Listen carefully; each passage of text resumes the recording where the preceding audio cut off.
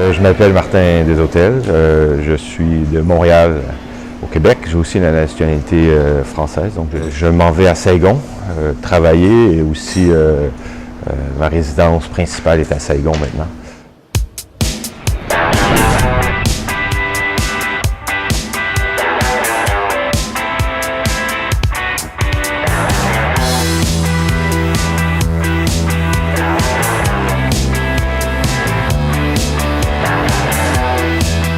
Ça fait une douzaine d'années que je travaille à Phnom Penh environ. Je travaille dans le cabinet d'avocats des FDL, cabinet d'affaires. Notre principale fonction, c'est d'aider les investisseurs étrangers à s'établir au Cambodge. Ce qui m'a fait attirer vers le Cambodge, c'est que c'est un pays dont je sentais en 2002-2003 qu'il allait bientôt s'ouvrir. Donc à ce moment-là, effectivement, on a vu un gros volume d'affaires arriver au Cambodge, plusieurs investisseurs étrangers, le PIB était à 10% pendant plusieurs années. L'arrivée du Cambodge à l'OMC a vraiment été un élément déclencheur à mon avis, pour le Cambodge.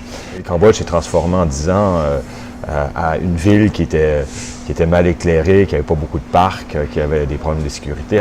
Maintenant, il y a beaucoup de restaurants, il y a beaucoup de différentes places à aller, il y a beaucoup de complexes sportifs. Donc, on voit de plus en plus de familles, de jeunes familles qui viennent s'installer ici avec des enfants. Les écoles ne sont pas trop mal et la qualité de vie, elle se compare d'une certaine façon aux villes voisines. Et dans certains cas, elle est même meilleure. Oui, ben cet aéroport-là, quand je venais dans les premiers moments, n'existait pas. C'était un beaucoup plus petit aéroport, beaucoup plus petit terminal. Et on atterrissait sur le tarmac, il se promenait, puis on débarquait à pied. J'ai mon permis de pilotage, moi. Et je l'ai appris ici à Pontchenton. C'est-à-dire, avant, elle est fermée maintenant, avant, il y avait une école de vol ici. Donc, je partais avec le petit Cessna, derrière les gros Boeing et tout. Maintenant, elle est fermée malheureusement, mais c'est ici. Donc, j'ai une relation tant d'être passager que d'avoir été, pour un certain temps, j'ai arrêté depuis de conduire un avion. Quand je prends l'avion, pour moi, c'est un moment de détente. Mon téléphone est fermé, l'Internet, pour l'instant, l'Internet n'est pas sur les avions.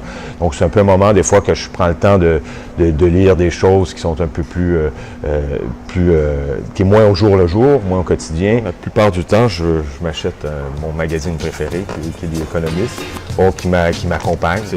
C'est un peu l'endroit où est-ce que j'ai réussi toujours à le finir, dans les avions, dans les aéroports. Donc, effectivement, j'ai presque toujours dans ma valise soit une vieille édition, soit une nouvelle édition de l'Économiste.